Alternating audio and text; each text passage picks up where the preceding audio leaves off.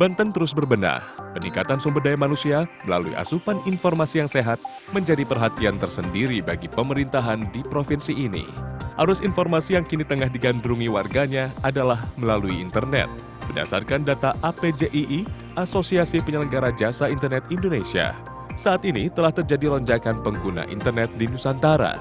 Sementara di Provinsi Banten, lebih dari 30% penduduknya aktif menggunakan internet. Pemerintahan provinsi mengambil peran penting dalam mengarahkan warganya untuk menggunakan internet yang sehat.